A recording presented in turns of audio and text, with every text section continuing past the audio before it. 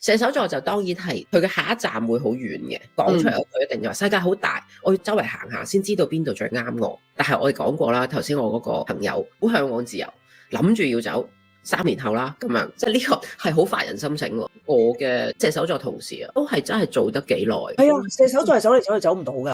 彈咗出去，但係其實俾條將軍又箍翻嚟，你又翻嚟，咁好似好需要走咁樣，咁佢嗰啲短暫消失，跟住就回力鏢咁樣彈翻嚟咁，根本係中意嗰個箍住佢嗰個地方，然之後就扮彈出去。